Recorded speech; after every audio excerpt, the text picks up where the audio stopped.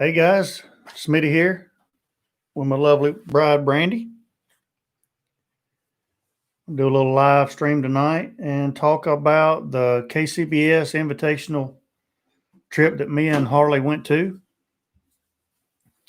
as well as the Ranger video that I did the other day and posted.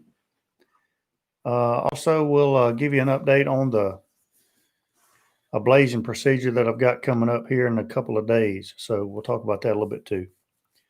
Appreciate all of you being here. Cooper the Great is first. Congratulations, Coop. Austin, a close second. If you ain't first, you're last. Edward Sister's Hands, that's what I'm talking about. Long time no see. It has been a little while. Mark G, good to have you. Hope you have a good Thanksgiving as well. Smoking a turkey this year. And I'm going to be doing a turkey video probably, I don't know, before Thanksgiving. So, Jeremy, good to have you tonight. Appreciate you being here. Brent, great to have you from Texas. Hope everything's going well out there. Hope the weather is good. It's slowly starting to cool off here a little bit. Mr. Earl. Mr. Earl, good to have you tonight. Hope everybody's doing well and hope you can hear us okay and all that good stuff. It was a good Veterans Day. It really was. It sometimes I think it's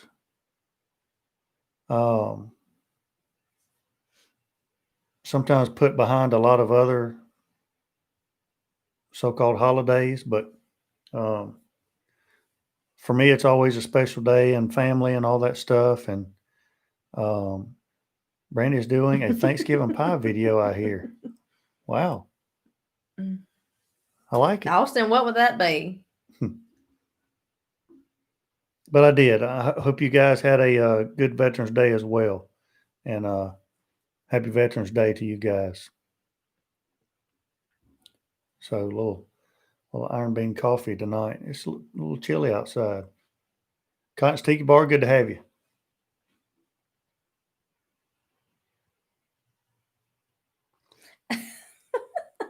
He says surprise.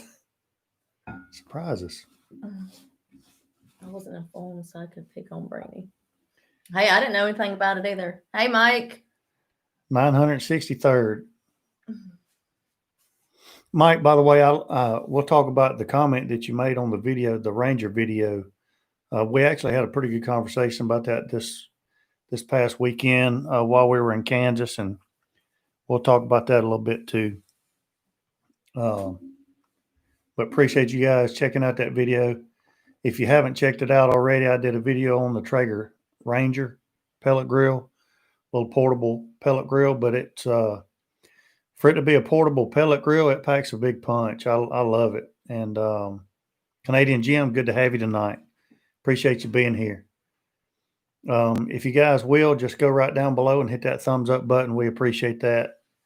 And that lets YouTube know that you guys appreciate us doing the live streams.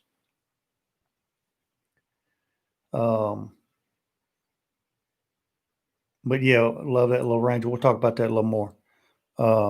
9,115 subscribers. So climbing on up, easing up on 10,000 subscribers.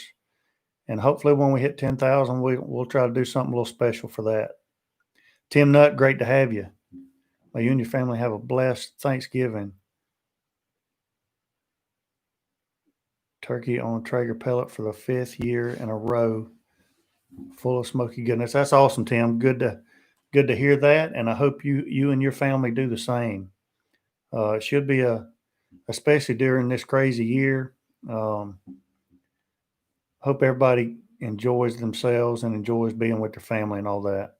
Coop, those are the same 2 trophies. Yeah, same 2 trophies. We've just kind of had them in a different spot. I hadn't really done anything to get a trophy. Mike, I'm on Parlor too. I've been on there since June. That's what I'm talking about, Mike Tabor.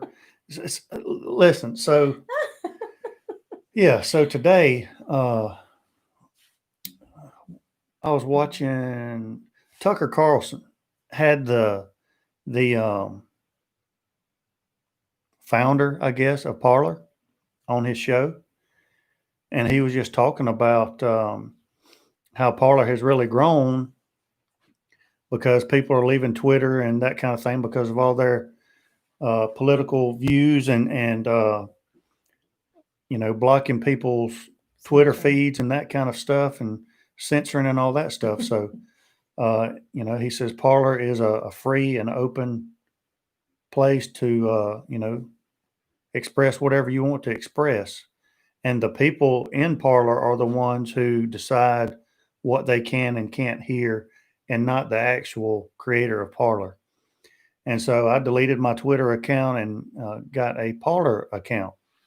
And so, I think that I'm doing something, great and original and all that. And I sent Brandy a text and I said, hey, I just got a Parler account. And she said, yeah, I've had one since like June or July. June. Yeah. I've had one since June. So, did you follow me on? No, I haven't gotten on there. Did you follow me? I don't know what you were in there as. I don't know what you're in there as. Well, Jus Piddlin. Fidel. I'm gonna send you something. I'm gonna tell you that right now. I'm gonna send it to you. And this weekend we'll be having a fire in our fire pit out there because we've got one, and it keeps you warm when it's chilly outside. Fidel forgot the fire pit, by the way. I didn't tell you that. Yeah, that's why. You didn't tell me that. Yeah, that's why I came back with pneumonia, because Stop that. Fidel didn't have a fire pit. The wife is always one step ahead. That's true, Jeremy. No doubt about it. Well, I saw it. My man Dan was talking about it. So I went, downloaded the app, made me an account. She's following Dan Bongino, but she hadn't followed Jus Piddlin yet. So he was my first follow. We'll fix that. Of course it was. Maybe I'll make it one day. Let me see. All right, so let's go ahead and get started. And especially since Fidel's on here, I want to give a big shout out to Fidel. Him and Curtis Nations brought me and Harley out there to the KCBS World Invitational Championship barbecue competition. And before we get into the whole trip, I just want to say, all kidding aside, Fidel, number one, Fidel, it was great to meet you, but extremely impressed with the way they do things. And we'll talk about more about the results and all that stuff here in a minute. But I don't care what the results were. The food that came out of that 16-foot trailer is the best food I've ever seen. And that's the truth. The brisket that Fidel did, first of all, that's the best looking brisket I've ever seen. I posted pictures on Facebook and I think Instagram. If you haven't seen those pictures, please go see them. That's the best brisket I've ever seen in my life. And it was that good straight out of the package. It was a Snake River Farms gold grade Wagyu brisket. But I've cooked a gold grade here at the house, and it didn't look anything as good as what that one did. And the check is in the mail. I'm going to be waiting on it. But the marbling was ridiculous. But what got me the most was the flat of that brisket was as thick as any chuck roast that I've ever cooked here. And it was that thick evenly all the way across. The briskets that I get most of the time, they start out a little thick, but by the time they get to the end, they're, a half, 3/4 inch thick, probably 3/4 inch thick. So this one was 1.5 inch, 1 3/4 thick all the way across. And then Fidel did his magic. There's Curtis. Good to have you, Curtis. Glad you got your bag back, by the way. And he does have a big head. But then Fidel did his magic on that brisket, and it was beautiful. Flavors were great. The tenderness was great. I mean, it was great. It was spot on. Curtis did a stuffed turkey breast, and I've got to say that turkey breast, one of those turkey breasts was as big as his laptop. I mean, it was huge. Removed the skin, butterflied it open, flattened it out with a cast iron pan, and Curtis made a stuffing for it, kind of a traditional cornbread stuffing with some walnuts, I believe, and cranberries, and a little gravy mixed with it. Stuffed it in there, and then rolled it, and then smoked it, sliced it. Again, you can see all the pictures on Facebook and Instagram. But the flavors in that thing were amazing. If I could get my hands on one of those turkey breasts, I would definitely do that for Thanksgiving and just scrap the whole turkey altogether, because that turkey breast is 100% meat. There's nothing to throw away. And so, turkey, you're paying for the carcass that doesn't get eaten. So that thing was phenomenal. Curtis's ribs, again, phenomenal. Some of the best ribs I've ever had. All that stuff. The chicken was beautiful. And the hard work and attention to detail that they put into their work, you can tell that, number one, that they love it, and number two, they take a lot of pride in it, and that was appreciated. So again, just want to say thanks to you guys, Curtis, Fidel, and Paul, for everything, and thank Paul for all the jokes while we were there. He kept us going. But that was good stuff.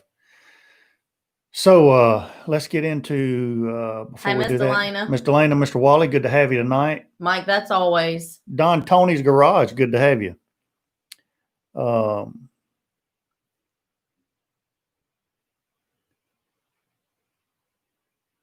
Mike Tabor, good grief.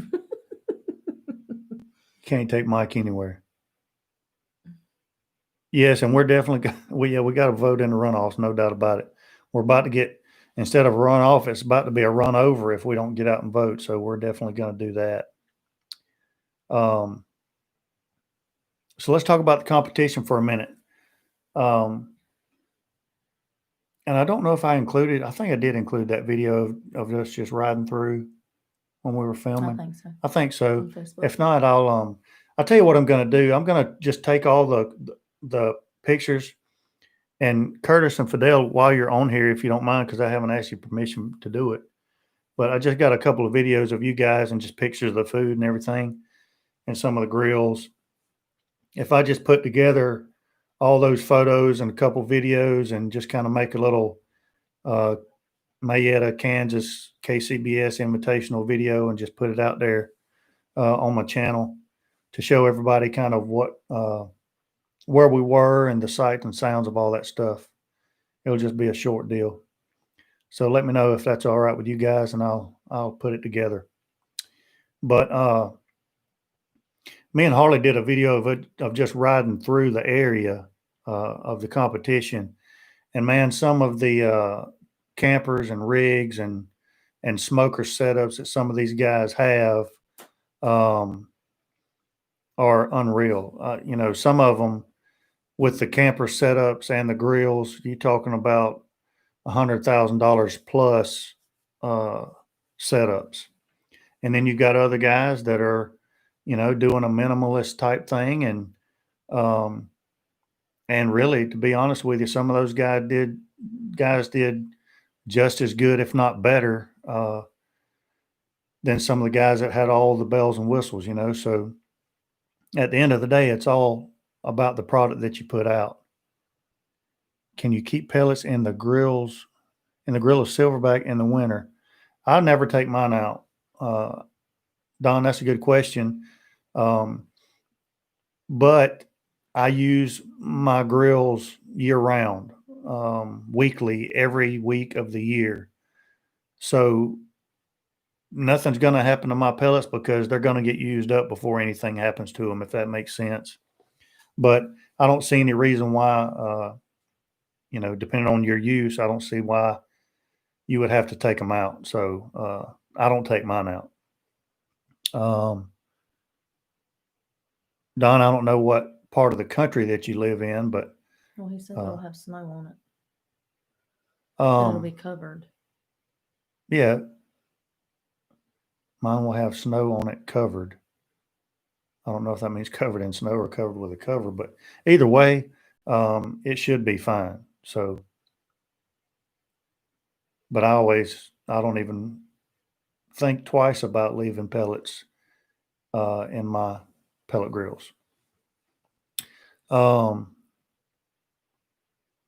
Appreciate that, Fidel. I'll do it, brother.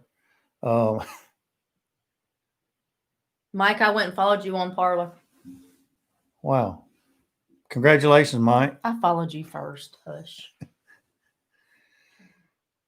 So Kansas. Let's talk about Kansas for a minute. I'd never been to Kansas. Harley had never been to Kansas. And it was kind of what I thought it would be, but it was a little weird. It was a little strange. It kind of brought back the whole Wizard of Oz kind of vibe. It was a weird place, kind of. We went to the smallest Walmart that I've ever seen. It was like a big Dollar General almost. Cold. John, what's been going on, brother? It has been a minute. Hope you've been doing well. Obviously, you've been working a lot. Appreciate you being here, man. Cold and windy. I think Saturday. Austin just said. Saturday, there was like 20-mile-an-hour winds. Gusts supposed to be up to 50. I don't know how bad they got, but it was rough. That's what I'm talking about, Kurt. Good to have you, brother. Me and Harley woke up one morning, and this is the only place that I've gotten a rental car that it comes with its own ice windshield scraper. And this thing was that long, and we had to use it. We got up, and it felt like it was 18 degrees, and there was ice everywhere, and had to scrape the ice off the windshield. It was cold and windy. But other than that, I mean, it's beautiful country. We ate at the very first day we got there. We met Fidel and Paul and Tim and Curtis at Q39 barbecue place there in Kansas City. Really good barbecue. If you're in that area, check it out. Highly recommend it. It was very good barbecue. I had a brisket and pulled pork plate. I think Fidel ordered one of everything on the menu, and he got done before I did. But really good stuff. And then we stayed at a Potawatomi Nation Indian reservation in Mayetta, Kansas. That place was nice. Had a casino and all that stuff. But I have zero luck gambling. And so we didn't try a whole lot of that, just a few slot machines and things like that. But had a couple restaurants there that were really good as well, and that kind of stuff. Really impressed with a lot of the grills. What grills did we see while we were there? Believe it or not, there were a lot of Traegers there. Also, what's that? Pit barrels. Yeah. Just talking about pellet grills first, there was a lot of Traegers there. One or two, I think, Green Mountain grills. A couple of Yoder YS 640 pellet grills. I think a couple of Rectex as well. And I think that was the only brands of pellet grills that we saw there. Correct me if I'm wrong, Fidel, but stick burners. I think the only real true offset stick burners were Outlaws. There were tons of Outlaws, tons of Jambo pits. There might have been one or two others, but that seemed to be the majority of those were Outlaws and Jambos.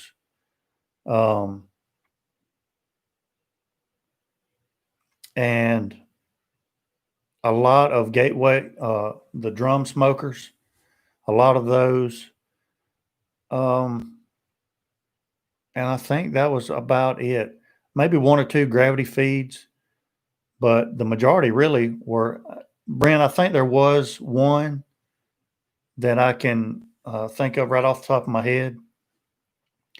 But again, the majority were outlaws and jambos. So, but in all fairness, those offset guys did really well, I believe, in the competition. So, yeah, Mike, I don't know where old Harley is. He must be busy. But talked to him today? I haven't talked to him today. But really impressed with their setups and the way they did things. Me and Harley, we competed in the dessert category. We did 2 different desserts. I did a pecan pie. Eddie Hanks, good to have you, brother. 6 months Very hemp up. nice. That's what I'm talking about. Good to hear, Eddie.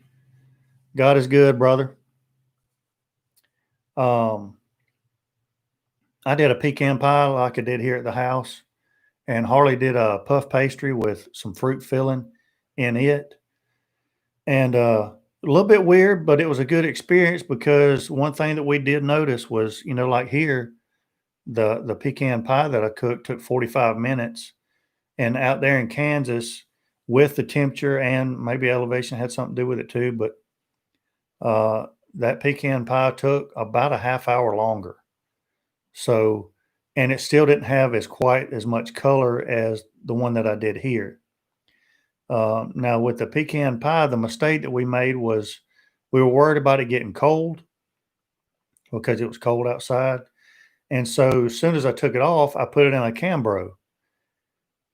The thing about a pecan pie is that filling inside needs to cool down some to kind of hold back together so that you can slice it. And I guess putting it in the Cambro just kept it too warm. And when you went to slice it, it just turned into it looked like you was getting it out with a spoon. You should have called your wife. So I should have called my wife. So Joshua Morrison, good to have you. Where are you from? That accent sounds like my dad. Southwest Virginia. Well, that's not too far off. I'm originally from Tennessee, so that's getting pretty close right there. So yeah, the flavors with the pecan pie were good and all that, but I also made a bourbon whipped cream to go on top with vanilla crown. Vanilla crown, by the way, is really good by itself. But Harley's dessert turned out really good. It was puff pastry and fruit filling, another layer of puff pastry and fruit filling, and so on and so forth. I think there were 4 layers, maybe. And so that one we were able to slice. We had to have 6 portions, and or we thought we had to have 6 portions. So we did that, but then used my bourbon whipped cream to go on top of that with some pecans and powdered sugar, and turned out pretty good. So we got 26th in that competition. Now, I haven't been able to look. I tried to look today and I couldn't see any results, but there were 130 teams there. I don't know how many actually competed in the dessert category. I'm going to say that there were over 26, I hope. But we finished 26, so that's not too bad for the first time doing one of those, especially in that dessert category, because we thought it had to go in one of those styrofoam boxes. And there were people bringing up whole cakes with toppers on top and, fireworks going off and moving parts and all kind of mess. I mean, it wasn't that extravagant, but yeah, like cupcakes with like plastic decorations on top and all that stuff, If it's plastic, it ain't no good. So, Curtis got a call on his turkey. He finished 9th in the turkey category and also got a 12th in ribs. That was out of 130 teams. So thought that was pretty outstanding. Still, it was disappointing. that chicken and especially the brisket didn't get a call. I want to taste the other briskets because that brisket that Fidel did was I've cooked some good briskets. My mother falls in love with every single one of them. One that was spectacular, and this brisket was better than that. He's using big words tonight. I stepped up my game on the vocabulary today. But it was really good. So that was a little disappointing, and I know Curtis and Fidel were a little disappointed with the results. But you know, again, it's like when my daughter was doing pageants. You would go to a pageant, and she would wear a dress and do her hair, and everything was right, and she gets like fifth. And then the next weekend, she goes to another one, wears the same dress, same hair, and she'll get first place. You know, it's all about the judges and what they want to see, or in this case, what flavors they're looking for. And there's really no way to. You've just got to do your thing, and if you're happy with the results, then the judges are going to do what they're going to do. There's no way you can control that. So, Kurt, we've never made the pecan pie with English walnuts, but we use light corn syrup every time. Yeah, Brent, no doubt it was still. I mean, it was still good. The flavors were good, but lesson learned. Next time we do a competition like that, if there's a dessert category, unless you're going to do a cheesecake or a chocolate mousse or something, I don't recommend doing a pie that you have to slice in wedges and try to get it out really clean and that kind of stuff, because it's going to be very difficult to look really good. It's going to be better to do something you can cut into squares or just do individual pieces. But we really didn't know what to expect. So that was a good little lesson learned there. Good luck, Stephen. Good luck, brother. Are all the judges local residents? No, they're Eddie, I know that they try to get certified KCBS judges. A lot of them, I think, they travel to a lot of these competitions if they're in their region. I don't think they're going to travel all the way across the country, but if they're close by, they'll come and judge. And I do think now they do get some locals and they go through a class and that kind of thing. But the problem, and we were talking about that this weekend, and I don't know where the judges actually came from for this competition, but I think because of COVID, you may have really good certified judges out there, but they're just not willing to travel for a competition like that. So I think because of the COVID stuff, it's more likely that you're going to just have somebody local that's not a seasoned judge like you would normally have, if that makes sense. So I do think COVID has had a little bit of an influence on barbecue competitions in general. And then on top of that, the judges for these competitions. Now, I have no inside information on that, so I might be wrong. But I had to sneeze. Bless you. Thank you. Josh, saw your video on Traeger Tailgater. Appreciate that. Coworker's moving and wants to sell one for $200. Thoughts? Get it, brother. I mean, that's hard to beat. $200. I mean, yeah, hard to beat. I was a KCBS judge years ago, Had to pay $35 to take a class, and the next day I was a certified judge. Yeah, Don, that's a good point. Me and Harley were talking about that too. I think it may be a bit too easy to be a judge. And the only reason why I say that is because, especially after this past weekend, and so some of you might be wondering, this might be a long topic and conversation, but some of you might be wondering, and I've wondered it before. So what's the difference really between a competition guy cooking at a competition and, me cooking in the backyard? When it comes down to it,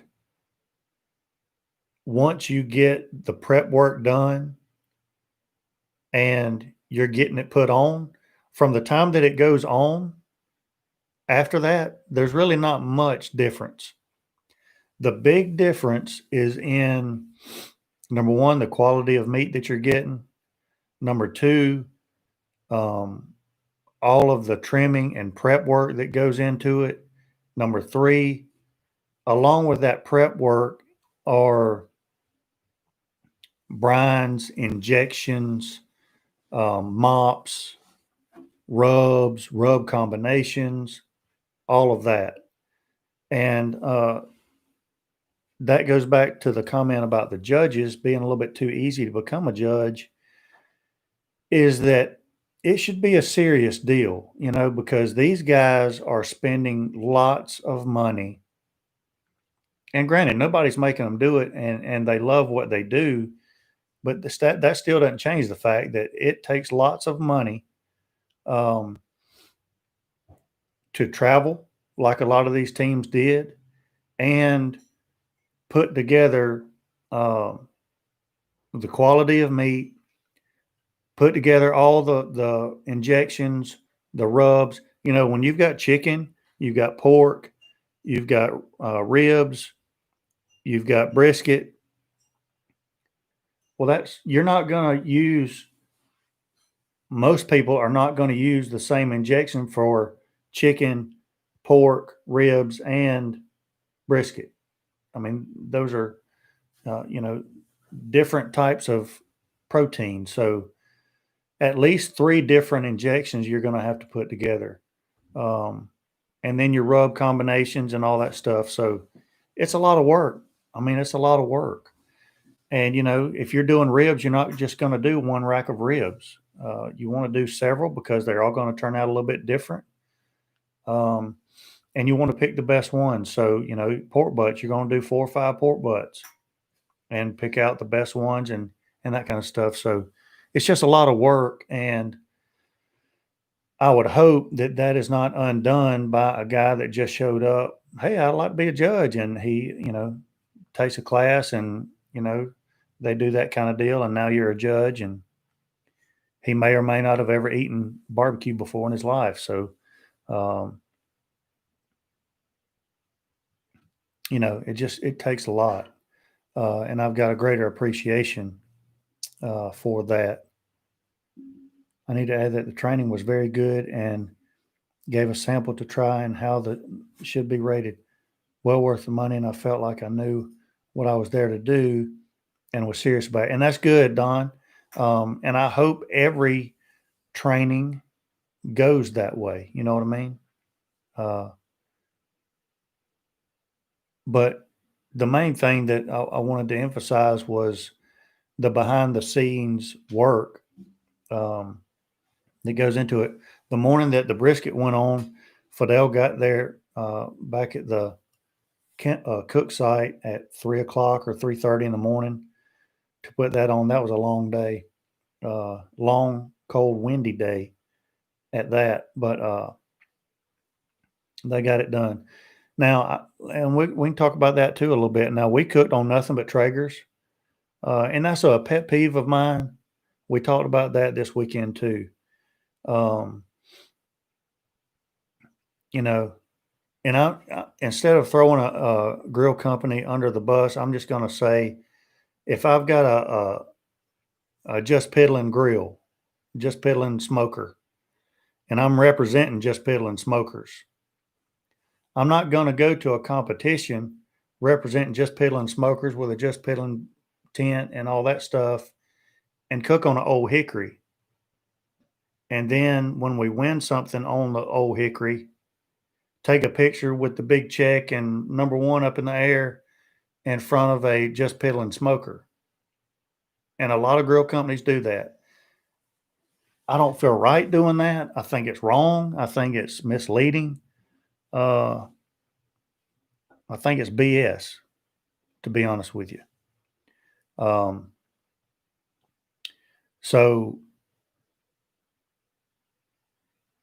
And this competition was not for Traeger, but Curtis is affiliated with Traeger, and he decided that he was going to use. He put up a Traeger tent, a canopy, and as well as his Utah Barbecue Company canopy, and we cooked on nothing but Traegers. We cooked on 2 Ironwoods and 2 Timberline 850s. And even in the cold weather, even in the wind, all 4 of them performed just like they should. And so that was really good to see as well. That's really the first time that I personally have seen pellet grills perform outside of this area, South Georgia. So that was good to see as well. Mr. Earl, are you saying it's all about preparations, not really the smoker? No, because I think the smoker has a lot to do with it, and I think that's why Mr. Earl, and that's another part of the expense. A lot of the smokers that I saw were, between $2,000 and $4,000 or higher out there. It's crazy, but back to your point. At that point, it goes back to, the texture of the meat. What texture of the meat is coming off of each cooker? And a pellet grill is going to do a little bit different texture than a stick burner will. And same for a drum smoker. The amount of smoke that you get from each one of them is going to be a little bit different. So all that is factors as well. And it just depends on what that judge is looking for. So the preparation is key. That's injecting all that flavor into the meat, that kind of thing, plus the trimming. The judges get 1 bite, and you don't want that bite to be bad through a piece of gristle or something like that, silver skin. So that preparation is key, but also the texture of the meat and the smoke flavor that comes off of whatever grill it is makes a difference too. So it's the whole package. And again, that's part of that expense is you've got all that other stuff and the time and effort going into the preparation. But then you've got the smoker itself as well. So, pretty big expense. Yeah, there were no doubt. There was huge motorhomes, the toy haulers. The guy right behind us had one of those. He dropped that thing, and he had it was almost like a porch, and he pulls his outlaw stick burner out on that porch, and that's what he cooked on this weekend. So, but all in all, really good experience. Brent answered Edward's sister Ann's question. Stick burner, gotcha. Yeah, it's just a offset smoker. So you've got the cooking chamber and then the fire box on the end, and it just cooks with regular firewood, basically. But you can, obviously choose what kind of flavors you want to use, whether it's oak or hickory or a combination, Mike, Stephen wasn't too happy about that Clemson Notre Dame game. Jeremy, it was fun. On top of all the cooking and all that stuff, it's really about the camaraderie and, the joking around with the other guys and, me and Harley had a great time spending time with each other too. And just a really good trip overall. Brought back some ideas and some, some tips and that kind of stuff too. So really good trip. I will tell you this though, traveling with the COVID stuff is not very fun. Now, me and Harley took off from Atlanta and landed in Kansas City, Missouri. But being in that plane, it was only 2 hours, hour and a half, 2 hours. You have to wear the mask the whole time and all that stuff. And, it's not very fun traveling during this time, but it was worth it once we got there. So all those guys with stick burners go to very specific wood deals. That is true. You want to, a lot of it has to do with the moisture content. They like to test the moisture content of the wood and make sure it's not going to put off too much smoke, but that it's clean smoke, not steam, that kind of stuff. And that also is going to affect the temperatures of your grill too. So a lot goes into it. It's not quite as simple. It's not as simple as people may think. At the same time, you can overcomplicate everything. And, at the end of the day, it still kind of goes back to the basics too. So, All right, on to all right, the Ranger video. on to the Ranger video. So I did the Ranger video. It's up right now. If you haven't seen it, please go check it out. I love that thing. I've seared steaks on it multiple times already. And I really believe, and I think I talked to Brandy about it yesterday. I think they're pretty much done for this area, at least in our state and close by in Florida and elsewhere. But starting, I think, February or March, the SCA state competitions start back up. And I really think that we're going to start doing those, and I'm going to do it with that Ranger because it's perfect for that kind of stuff. And, plus everybody's using these other cookers, and I like doing something different from everybody else, and I think that'd be pretty cool. So I think we're going to try to do those, but that's the perfect thing for that.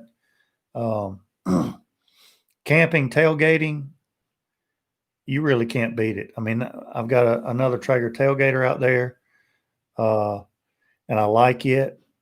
However, I've baked more on it than that's true. Yeah. we've grilled on it.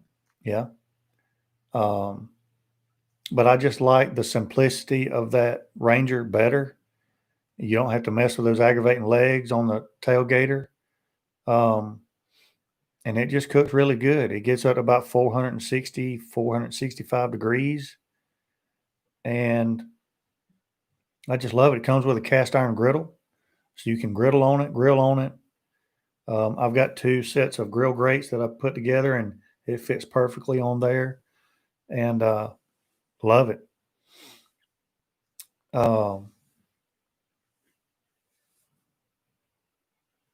Jeremy, he's drinking coffee tonight. Can you carry it around like a suitcase? Don, I'm glad you asked that. If there's one thing, and after thinking about it, I think I know why they didn't do this, and I'll explain to you why, but they could have. The only thing that I wish that they had done is like you're talking about, because it has locks, little latches on the front to latch the lid down tight.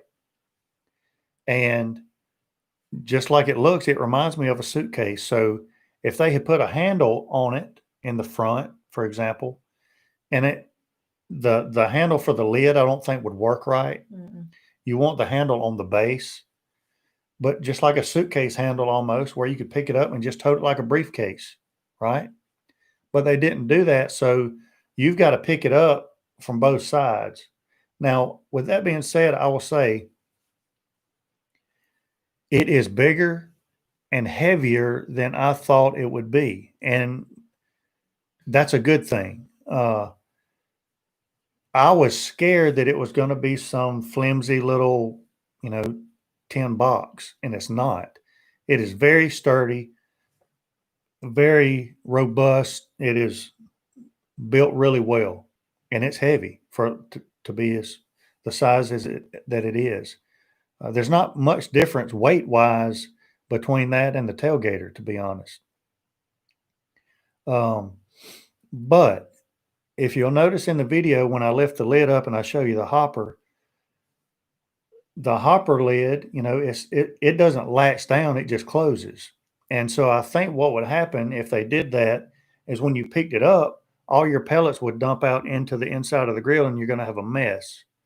Or you're going to have to somehow empty out the pellets every time you do that.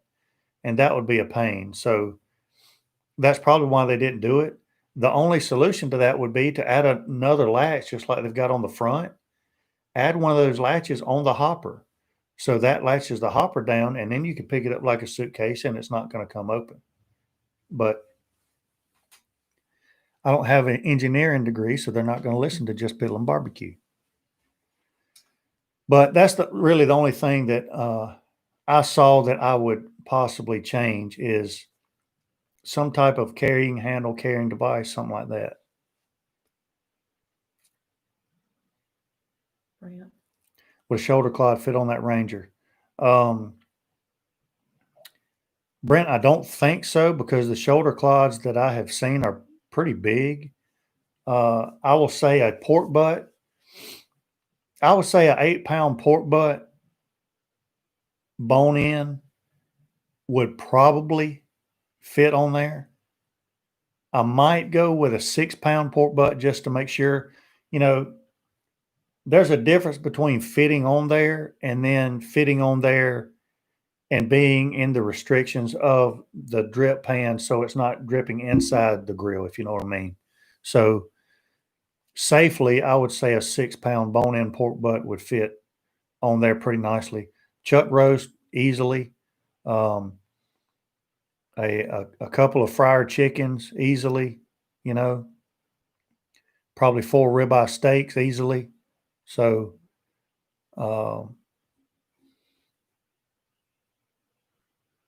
Mike, does that lid not get hot?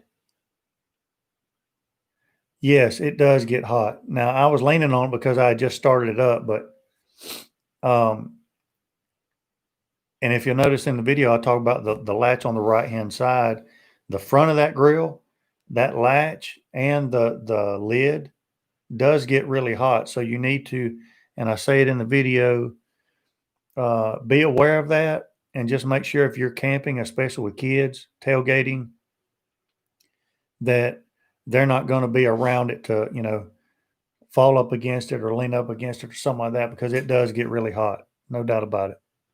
But that's really with any grill. Yeah. Again, Brent, it is bigger than I thought it would be. And, part of that space is because the lid itself, it's probably that high, that deep inside the lid. So you've got a lot of headroom in there to put something with a little bit of height in it. And I'm impressed with it. Obviously it's not something you have to use it for what it was intended, which is camping, tailgating, really a single guy, maybe a couple. Obviously you're not going to feed a family of 4, and cook a couple of different, a main meal and a couple sides or something like that on there. But for what it was intended for, it's really good. Directional airflow like fans. It operates exactly like every other pellet grill, which is there's a fan in there that blows through into the fire pot, just like every other pellet grill. And then there's vents on one side and vents on the back, and that's how the airflow keeps going and lets that smoke escape. Not quite a whole hog. Now you might be able to fit one of those. Don't say it. What? Is it gonna, what you can do? Like a little piglet. Yeah, a No. little suckling pig. Might be able to fit one of them on there. I don't know. That's terrible. I know we did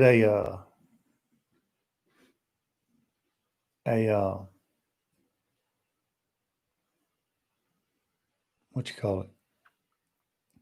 In anatomy and physiology, we had to dissect a little pig. That was a fetal pig.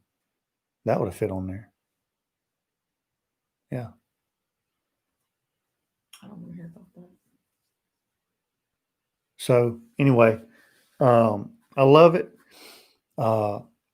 If you haven't seen that video, please check it out. Great little smoker. Upcoming videos. I'm going to put together that video from the KCBS trip so I can get that stuff off my phone because I'm running out of storage.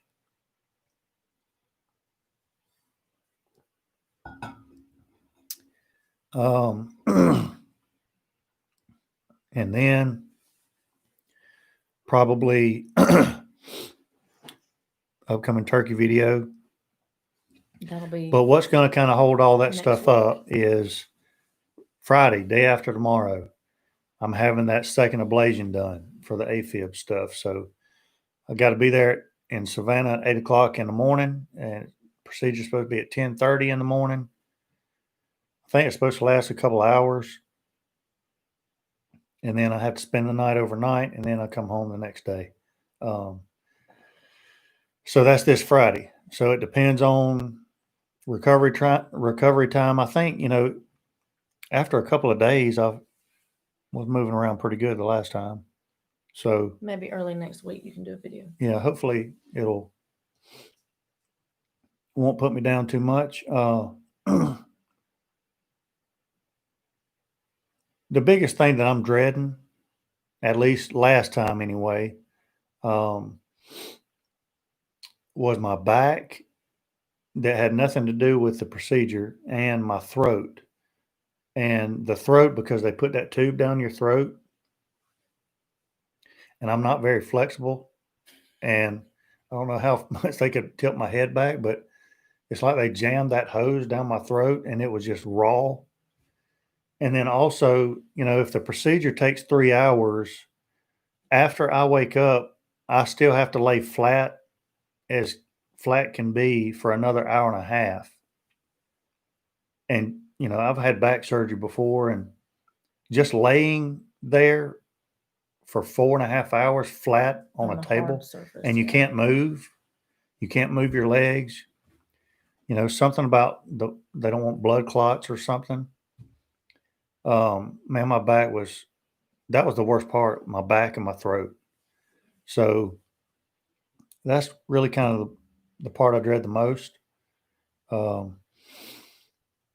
But other than that, I think everything's going to go well. And once I get back to the house, I'll post something on Instagram and Facebook, just to let you guys know that everything's good to go and all that. Or if you, if you follow Brandy on Snapchat or Instagram or whatever all those things are, Facebook, she'll put something on there as well. So, hey, Trumpet Master. but as soon as I can get back going, I'll get some more videos out. Brandy's probably gonna have to put a seatbelt on me to keep me chilled out for a day or two, but it'll be all right. He'll do it. He's got a question. What do you think about the A-Smoke pellet grill? I haven't even seen that, to be honest with you. I haven't even seen it, so I can't really comment on that.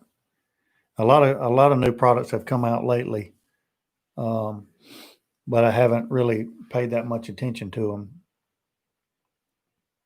Jeremy, appreciate that. Edward Sisters Hands, appreciate you, man. Thank you. And I think that's about it. That's kind of all we were going to cover tonight. Did you have a good girl? Oh, there we go. Mike wants to know, where's his money well spent? That's what he wants to know. We did have a good night. Me and my sister and my mom went out. That was a rough week. My grandma had passed away, but it was good. I'll do that. I'll check it out. Yeah. Yeah. So I think that's about it. Anything else, babe? So when's Thanksgiving? Next Thursday. So we'll probably Thanks, have Mike. a live stream next Wednesday night, just to let you know how the ablation went. Maybe by then I've got another video out. I can put the KCBS video together, just sitting in the chair, because it's already done. So I'll try to put that one out, and we can talk about what's going on for Thanksgiving and all that stuff. And so we'll talk to you again before you guys have your Thanksgiving feast and that kind of stuff. Oh yeah, battery cable for Ranger. Real quick, Traeger does make it's like an inverter that goes from your battery to your grill. You can use that. But we were discussing this weekend how, it would just be nice to have like the Gold Zeros or some type of portable power other than a generator. Now, again, I've told you guys before, and whether you're using it for a grill or anything else, that Generac IQ 2000 generator that I've got is amazing, and it's quiet. It's just like the Honda, except it's got a few features I think that are better than the Honda, and it was about $300 cheaper. But with that being said, other power options, I think some of these grill companies should look at that a lot harder than they do, because that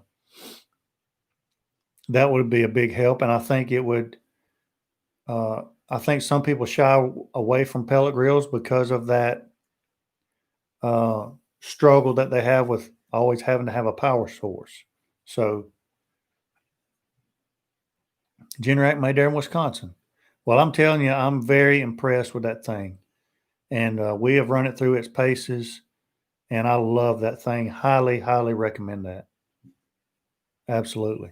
Well, Dawn, my family live the next two houses over, so we're going to be spending Thanksgiving and Christmas together. The recounts. That's all North Georgia. In my opinion, a lot of shady stuff is going on. Whether you like it or not, or whatever you believe, that's my opinion. But I think there's a lot of shady BS. I don't see how they're going to be able to ban Thanksgiving and Christmas. Like, what are they going to do? Go door to door and lock you up if you're at somebody else's house instead of your own? I mean, it's craziness. But that doesn't surprise me about CNN and MSNBC and those kind of guys. And, that's what they're going to try to do. And, some of the, again, I have no problem agreeing to disagree with folks. So, but this, it's Jus Piddlin barbecue, so I'm going to give my 2 cents. Some of the liberal Democratic governors who are trying to tell families that they can only spend Thanksgiving with a maximum of 10 family members and things like that. That's crazy. Look,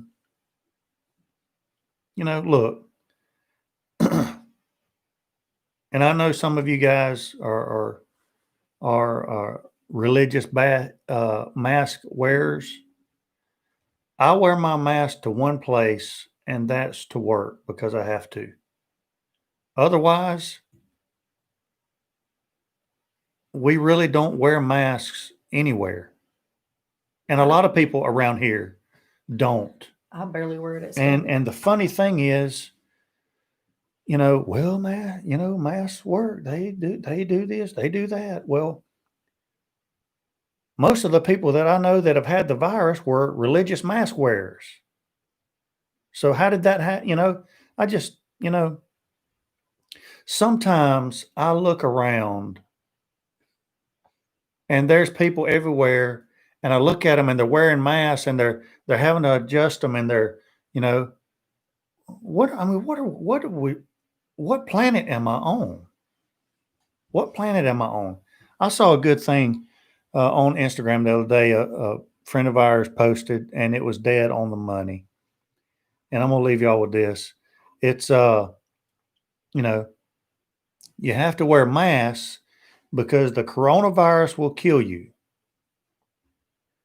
The government has known that cigarettes kill people for 100 years. I don't know how long. They've yet to ban cigarette smoking. Yet to ban it. Why aren't people walking around wearing masks to defend from the cigarette smoke? I'm going to tell you a funny story real quick. This is a good one. When this happened, I looked, as soon as she said this, I just looked at my brother and the look on my face was the same look that he had on his face, which it was kind of like, what planet are we on? We're in the casino, right? Everybody has to wear masks in the resort. And we're in the lobby of the resort, and there's a bar in the lobby of the resort.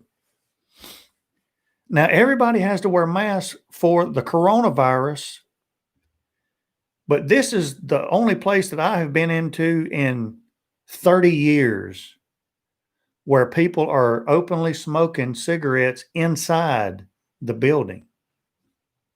I mean, the whole lobby smelled like cigarette smoke.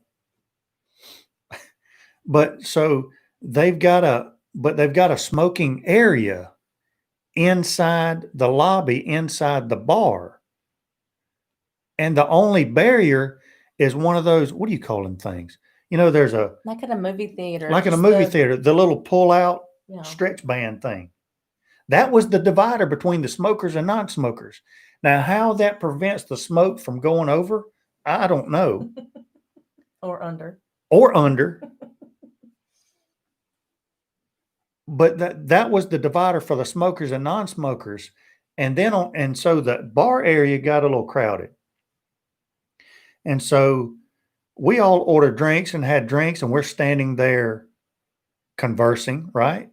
So I'm standing here and Harley's standing here, and there's a railing behind me, a wooden railing, just a wooden railing on a porch with banisters, space, and it's only like 3 feet tall. And obviously all of us have our masks down because we're drinking our drink, but in between sips, we would talk, right? It's not like take a sip, yank the mask back up, pull it back down, take a sip, yank it back up. We're just sipping and talking, So the lady comes up and says to me, if you wouldn't mind, if you're going to drink with your mask down all the time, could you step behind the railing?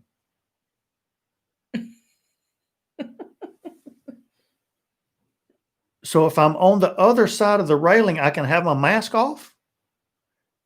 Yes, sir. If you don't mind, just step behind the railing. What in the world? So you've got what's that thing called? I don't know. The little strappy thing. Elastic. Blocking the cigarette smoke as a barrier, and a handrail to block the corona. So if I'm on that side of the handrail, that's corona free. You don't have to wear a mask, and you can talk all day to the people on the other side who have to wear their mask. So I'm over there happy as can be because I don't have a mask on. And I'm talking to all these guys right on the other side of the railing who have to have their mask on because they couldn't fit. Now, again, I don't understand what kind of planet we're on.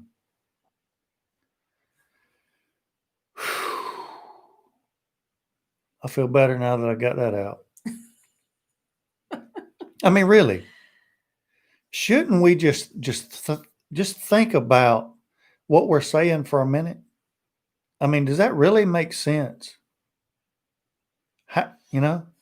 What's the logic? Where's the logic? Anyway, I'm over that. No, he's not. I'm over it for tonight. I'll hear it again this weekend. That's like when the only time I wear my mask at school is when we have to walk down to the lunchroom and I have all the kids. That's the only time I wear. Well, yeah. I mean, it hangs on my ear. Inside my classroom, it hangs on my ear the rest of the day. If I'm 6 feet away from people or I'm in there by myself, I don't have a mask on. I work with people. I mean, I'm not kidding. I work with people that have a mask, gloves, cotton balls in ears, the shield on. I'm not joking. I took a picture of a guy. I thought I was done. I took a picture of a guy in the airport. Harley's sitting across from me, facing me, right over his shoulder right there. You sent it to me. It's a bald guy, and he has a mask on his face, but it doesn't have the little ear loops. It's got the whole band that goes around his head, right? 2 of them. He has the bottom one, and his head was kind of a large head, and this mask had to be meant for like a kid. Like your head. Because Yeah. It was as big as his head. Because he had the bottom strap not around his neck. He had the bottom strap over his head and the top strap around his head. And you could see the indentions of the fat on his skull dimpling in. Okay. That was his mask. Then he had a face shield in front of his mask with a padded headband on. And every now and then he would have to run his thumbs up under the strap to let blood flow back to the back of his head because it was cutting the circulation off, no doubt about it. And I'm just looking at him, what in the world? I also saw a guy in the casino who had a mask, but he had taken, maybe he bought it this way. Maybe I've seen it. It looked like he took a jigsaw and cut down and across for his eyes. So he, and not that any of his breath is going to come out of that hole because, but yeah, he had cut the square out for his eyes. So no glare for his eyes. Well, I wear my American flag mask when I do wear it. That's the one I wear every day, everywhere I go. I did wear it. It's required to wear it in the liquor store, so I did wear it in the liquor store Friday night. But that's because if I would have went in there without one, they would have handed me one. Yeah, Mike, I've been telling him he needs to do another video on that one. I know it, Mike. I know it. I just,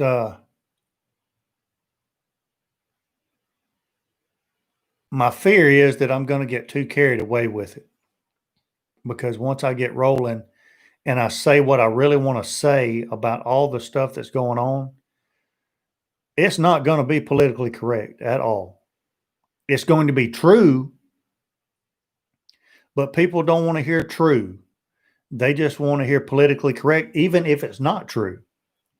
If it's not true, but it's politically correct, well, it's okay. Or it's what they want to hear. Or if it's the other side, I was thinking about this yesterday, real quick, and we're going to go. There's no such thing today as both sides having a voice. That's gone. There's no such thing as both sides having a voice anymore.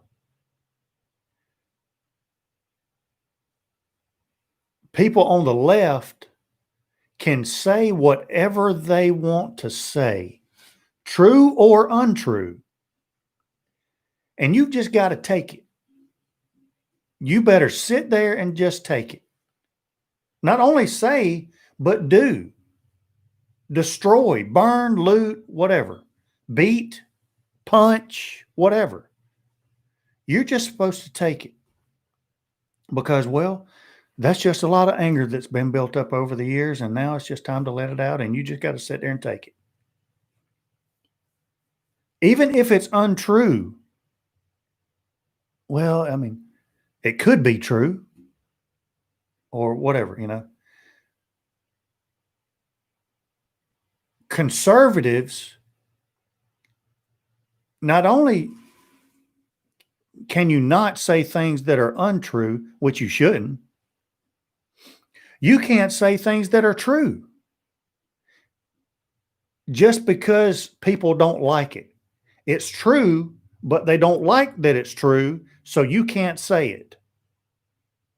And that's where we are. That's where we are. Yeah, Austin, I have to tell him about that because he probably doesn't know about Rumble. 71 million people voted for Trump, and we're two of them, like it or not. And all 71 million are just supposed to suck it up. Now, there's already people been punched in the face, beat, kicked, had fireworks thrown at them while they're eating dinner because they're Trump supporters after Biden supposedly won. What do you think they would have done if they lost? I mean, think about that for a minute. What do you think they would have done if they had lost? And I would almost wager some of them are a little disappointed that they won because they don't get to tear crap up like they were doing. That's just my view. I mean, that's how I see it. That's really how 71 million people see it, if you want to know the truth about it. If not more. But I've got news for you. I don't have to suck up a damn thing.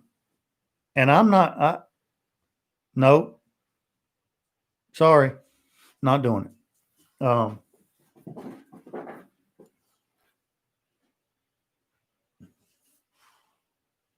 It to me, today's political arena looks like a travel baseball team, a youth travel baseball team, right? The kids playing the baseball game are the conservatives, and the Democrats are the parents. And when the team loses, the kids who are actually playing are like, man, that sucks. Hey, can we go get some ice cream? We'll beat them next time. And the parents of the losing team, they are out on the field cussing out the umpires because they lost the game for them, not the 12 errors that the kids made, but it was the bad calls on the umpire, and they're shooting birds at the opposing team's coach because he's an a-hole just because he may have coached them better. They've got to find somebody to blame, and they're not going to let it go. And so because they didn't get their way, we've got to fall on the ground and we've got to kick and scream like we're two. And the kids, they're like, yeah, losing sucks, but we need to practice a little bit harder and we'll get them next time. And that sums up the political scene right now, in my view. So There's y'all's Smitty Tavern video. Yeah, Y'all maybe just I'll got just cut and paste, Mike Tabor. Just cut and paste. I mean, that's the way I feel about it. Too late, Jeremy. It's extremely frustrating. I can't believe, and I do get the fact that there are people on the left that say the same thing, that they can't believe that anybody would vote for Trump. I can't believe that anybody would vote for Biden. But here's the thing. We voted for Trump because he's the one running. I didn't necessarily vote for Trump. I voted for conservative views. That's what I voted for. It just happened to be that Trump was the candidate in that spot. Whoever it would have been, I would have still voted for them because of the conservative views, because of the pro-life, because of the pro-Second Amendment, the pro-First Amendment. For God's sakes, the whole Constitution. Among many, many other things. The pro-police deal, not the anti-police, defund the police stupidity. And I do struggle with trying to figure out how people think about those views, and I mean, for God's sakes, look at a Democratic ran big city. Some of you may live in them. I don't want to live in that. I don't. And if you're in the bad part of those democratically run big cities, and it's been that way for 20, 30, 40 years, and it's gotten worse, why would you continue year after year after year to keep voting for that? I know why. But for me, I would just not, I would want something different. That's just me. Y'all started it. It's y'all's fault. That's going to be the end of that. Trumpet Master, the last For time now. we were in Mexico, if we would have had $1 million, we would have bought a lot and not come back. There's no doubt. I'd have stayed right there. We'd have pitched a tent till we got something built. I'd have a little barbecue shack right across from the joint with the most beautiful view you've ever seen in your life. And yeah, right now I'd be shirtless in a pair of shorts trunks and flip-flops and have a Corona or a Sol or a Dos Equis or three and a margarita. And a margarita from the joint. Hey, we love you guys. Y'all are the best. Appreciate you being here. Whether you agree politically or disagree with us politically, that's okay. At the end of the day, we still love to eat and have fun. We're just a big old family. We're still Americans. We're still Americans. Sorry, Mike. At least for now. If you move down there, you got to say Mexico, Mexico, Mexico. I'll say whatever they want me to say down there. I would still speak English. I kind of like a little Espanol every now and then. Senorita. Yeah, sure you do. Cerveza. I like that. I know where the baño is. Yeah. The first month of school, I was speaking Spanish. To a kid that spoke English. And you didn't even know it. I could have wrung his neck. All right, guys, we're going to get out of here. Appreciate you. Hope you got something out of the night. I don't know if you did or not, but we did. Hit that thumbs up if you haven't already. We appreciate it. Check out the Ranger video. And hope you have a good rest of the week. Have a safe weekend. Till next time, we will be Mike, piddling. we like them. Love them. They're awesome. See you guys. Have a good weekend. Bye, Jeremy.